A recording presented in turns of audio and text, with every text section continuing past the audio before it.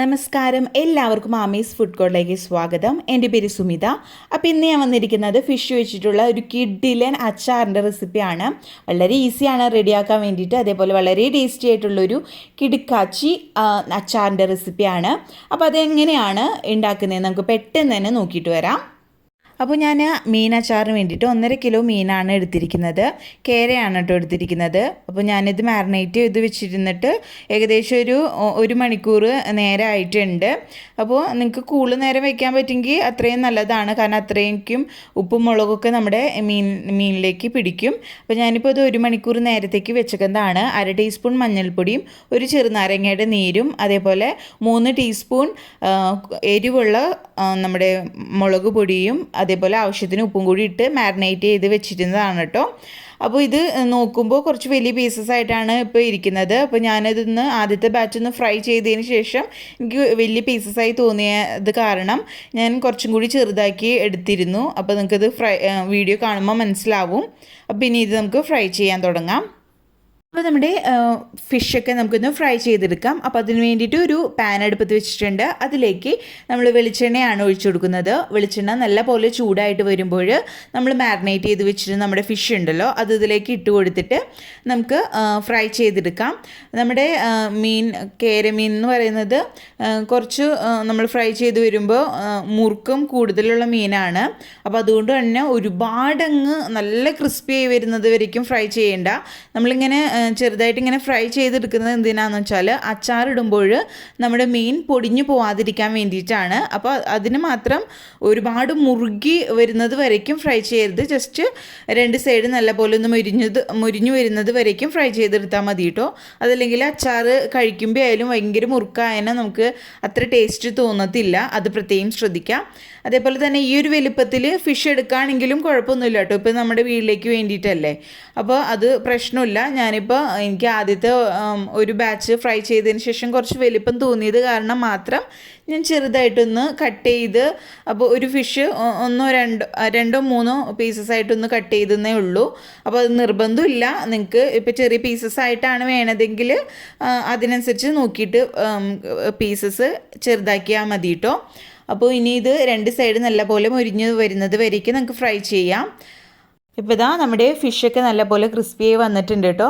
നമ്മുടെ ഫിഷ് ഇട്ടതിനേക്കാളും കളറൊക്കെ ചേഞ്ച് ആയി വന്നിട്ടുണ്ട്. അപ്പോൾ ഇത്രയും മതി. ഇതങ്ങ് നമുക്ക് കോരി മാറ്റാം. ഇതാണ് നമ്മുടെ കറക്റ്റ് പരുവം എന്ന് പറയുന്നത്. ഒരുപാടങ്ങ് ക്രിസ്പി ആയി വരാതെ എന്നാൽ ഫ്രൈ ആയി വരെയും വേണം. ആ ഒരു രീതിയിൽ വേണം നമ്മളിത് എടുക്കാൻ വേണ്ടിയിട്ട്. അപ്പോൾ ഇത്രയും മതി. ഇത് നമുക്കങ്ങ് കോരി എടുക്കാം കേട്ടോ. അപ്പോൾ നമ്മൾ ഓരോ ബാച്ചസ് ആയിട്ട് വേണം ഇത് ഫ്രൈ ചെയ്തെടുക്കാൻ വേണ്ടിയിട്ട്. അപ്പോൾ ഇതങ്ങ് കോരി മാറ്റാം. അപ്പോൾ ബാക്കിയുള്ള ഫിഷൊക്കെ നമുക്ക് ഇതേപോലെ തന്നെ ഫ്രൈ ചെയ്തെടുക്കാം. അപ്പോൾ മീഡിയം ഫ്ലെയിമിൽ വെച്ചിട്ട് വേണം നമ്മളിത് ഫ്രൈ ചെയ്തെടുക്കാൻ വേണ്ടിയിട്ട്. നല്ല ക്രിസ്പി ആയി വരുന്നത് വരയ്ക്കും നമുക്ക് എല്ലാ ഫിഷും ഇതേപോലെ അങ്ങ് ഫ്രൈ ചെയ്തെടുക്കാം. മീനൊക്കെ വറുത്ത് കഴിഞ്ഞാൽ നമുക്ക് അച്ചാർ റെഡിയാക്കാൻ തുടങ്ങാം. അപ്പോൾ ഞാനൊരു ചീനച്ചട്ടി അടുപ്പത്ത് വെച്ചിട്ടുണ്ട്. അതിലേക്ക് നമ്മൾ മീൻ വറുത്ത വെളിച്ചെണ്ണ ഉണ്ടല്ലോ അതങ്ങ് ഒഴിച്ചു കൊടുക്കാം. അപ്പോൾ നല്ല എണ്ണയിൽ വേണമെങ്കിൽ നിങ്ങൾക്ക് ഈ ഒരു അച്ചാർ റെഡിയാക്കാം. ഞാൻ സാധാരണ വെളിച്ചെണ്ണയിലാണ് ഉണ്ടാക്കാറ്. നല്ല എണ്ണയിലാണെങ്കിൽ കുറച്ചും കൂടി കൂടുതൽ നാളും കേടാവാതിരിക്കും നമ്മുടെ അച്ചാർ. അപ്പോൾ എക്സ്ട്രാ കുറച്ചും കൂടി വെളിച്ചെണ്ണ ഞാൻ ഇപ്പോൾ ഒഴിച്ചു കൊടുത്തിട്ടുണ്ട്. വെളിച്ചെണ്ണ നല്ലപോലെ ചൂടായിട്ട് വരുമ്പോൾ ഇതിലേക്ക് 1 ടീസ്പൂൺ കടുകും 1/4 ടീസ്പൂൺ ഉലുവയും കൂടി ഇട്ടിട്ട് നല്ലപോലെ അതങ്ങ് പൊട്ടിച്ചെടുക്കാം.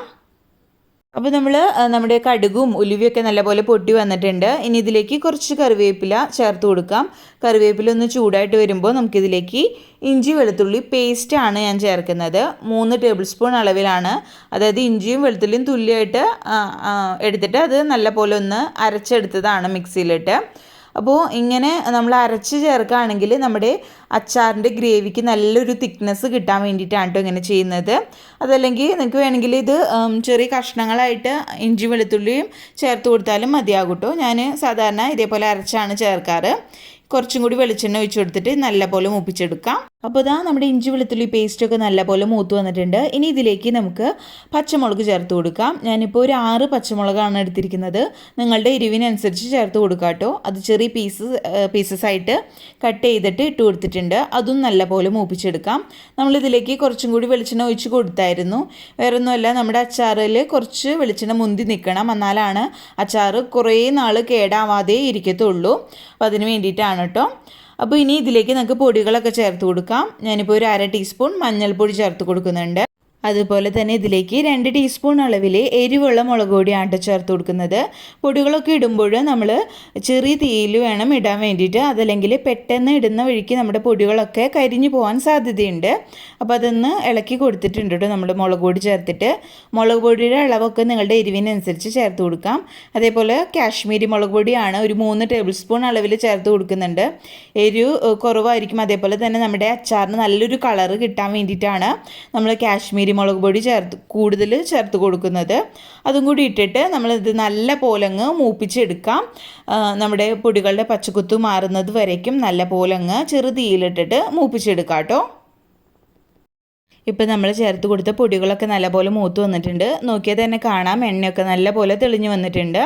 ഈ സമയം നമുക്കിതിലേക്ക് നമ്മൾ നേരത്തെ ഫ്രൈ ചെയ്ത് വെച്ചിട്ട് നമ്മുടെ ഫിഷ് ഉണ്ടല്ലോ അതങ്ങ് ഇട്ട് കൊടുത്തിട്ട് നല്ല പോലങ്ങ് നമ്മുടെ ഈ ഒരു മസാല, അതായത് നമ്മുടെ മുളക് പൊടിയും ഇഞ്ചി വെളുത്തുള്ളി പേസ്റ്റൊക്കെ നമ്മുടെ മീനിലേക്ക് എല്ലാ ഭാഗത്തേക്കും എത്തുന്ന വിധത്തിൽ നല്ല പോലങ്ങ് മിക്സ് ചെയ്ത് കൊടുക്കുക കേട്ടോ. നല്ല പോലെ എല്ലാ ഭാഗത്തും മീനിൻ്റെ എല്ലാ ഭാഗത്തും ഈ മുളക് പൊടിയൊക്കെ എത്തിയിട്ടുണ്ടെന്ന് ഉറപ്പ് വരുത്തുക. അപ്പോൾ നല്ല പോലെ അതങ്ങ് മിക്സ് ചെയ്ത് കൊടുക്കാം. ഇതാ നമ്മുടെ മീനൊക്കെ നല്ല പോലെ നമ്മൾ ഇളക്കി മിക്സ് ചെയ്ത് കൊടുത്തിട്ടുണ്ട്. ഇനി ഇതിലേക്ക് വിനീഗറാണ് ചേർത്ത് കൊടുക്കേണ്ടത്. ഞാനിപ്പോൾ 1 കപ്പ് അളവിൽ വിനീഗർ ആദ്യം ചേർത്ത് കൊടുക്കുന്നുണ്ട്. അതിനുശേഷം കുറവുണ്ടെങ്കിൽ വേണമെങ്കിൽ നമുക്ക് പിന്നീട് അത് ഇളക്കി ഒന്ന് മിക്സ് ചെയ്തതിന് ശേഷം നോക്കിയിട്ട് ചേർത്ത് കൊടുക്കാം കേട്ടോ. ഇപ്പോൾ ഇതാ ഇളക്കി കൊടുക്കുമ്പോൾ തന്നെ കാണാം നമുക്ക് നല്ല കുറുകിയ ചാറോട് കൂടി തന്നെയാണ് നമ്മുടെ അച്ചാർ കിട്ടിയിരിക്കുന്നത്. നമ്മൾ കടയിൽ നിന്ന് വാങ്ങുന്ന ഒരു കുറുകിയ ഒരു ചാറോട് കൂടി തന്നെയാണ് നമ്മളിത് ഉണ്ടാക്കിയിരിക്കുന്നത്.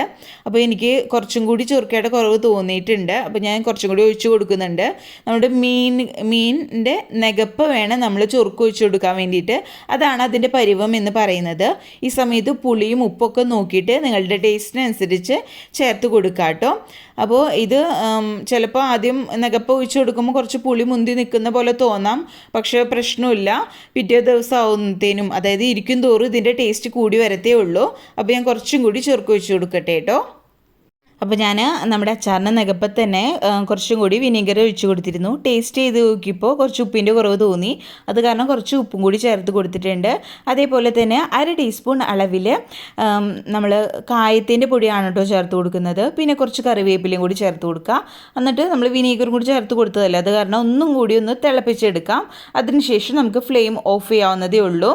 അപ്പോൾ ചെറുതീയിലിട്ടിട്ട് ഒന്ന് ജസ്റ്റ് ഒന്ന് ആ ഒരു നമ്മുടെ ചൊറുക്കൊന്ന് തിളച്ച് വരുന്നത് വരയ്ക്കൊന്ന് തീ ഓണാക്കിയിട്ട് അതിനുശേഷം പെട്ടെന്ന് തന്നെ അത് ഓഫാക്കിയിട്ട് ഇത് നല്ലപോലെ ചൂടാറിയതിന് ശേഷം എയർ ടൈറ്റ് ആയിട്ടുള്ള ഒരു കണ്ടെയ്നറിൽ നല്ലപോലെ അടച്ച് സൂക്ഷിക്കാം. നമുക്കിത് 1 മാസത്തോളം വെളിച്ചെണ്ണ വെച്ച് ഉണ്ടാക്കിയതാണെങ്കിൽ പോലും 1 മാസത്തോളം നമുക്ക് കേടാവാതെ ഈ അച്ചാർ കിട്ടും കേട്ടോ. അപ്പോൾ അതിൽ കൂടുതൽ നാളെ ഇത് വേണമെന്നുണ്ടെങ്കിൽ നമുക്ക് നല്ലെണ്ണയിൽ ഈ അച്ചാർ റെഡിയാക്കാം കേട്ടോ. എനിക്ക് കുറച്ചും കൂടി കൂടുതൽ ഇഷ്ടം വെളിച്ചെണ്ണയിൽ റെഡിയാക്കുന്നതാണ് കേട്ടോ. അപ്പോൾ ചിലവർക്ക് നല്ലെണ്ണയുടെ ടേസ്റ്റ് ഇഷ്ടപ്പെടാറില്ല, അതുകൊണ്ട് പറഞ്ഞതേ ഉള്ളൂ. അപ്പോൾ ഇത് നല്ലപോലെ തിളച്ച് വന്നിട്ടുണ്ട്. നമുക്കിത് ഫ്ലെയിം ഓഫ് ചെയ്യാം. അപ്പോൾ നിങ്ങൾക്ക് എല്ലാവർക്കും ഈ വീഡിയോ ഇഷ്ടപ്പെട്ടെന്ന് വിചാരിക്കുന്നു. വളരെ ഈസിയാണ് റെഡിയാക്കാൻ വേണ്ടിയിട്ട്. അതേപോലെ തന്നെ വളരെ ടേസ്റ്റി ആയിട്ടുള്ള ഒരു അച്ചാറിൻ്റെ റെസിപ്പിയാണ്. വീഡിയോ ഇഷ്ടപ്പെട്ടാൽ ലൈക്ക് ചെയ്യുക. അതേപോലെ ഫ്രണ്ട്സും റിലേറ്റീവ്സും ഒക്കെ ആയിട്ട് വീഡിയോ ഷെയർ ചെയ്യാനും മറക്കരുത്. നമ്മൾ അച്ചാർ എടുക്കുമ്പോൾ നനഞ്ഞ സ്പൂൺ ഉപയോഗിച്ച് എടുക്കാതിരിക്കാൻ ശ്രദ്ധിക്കുക. അപ്പോൾ അടുത്ത അടിപൊളി വീഡിയോ ആയിട്ട് വരുന്നത് വരയ്ക്കും ബൈ.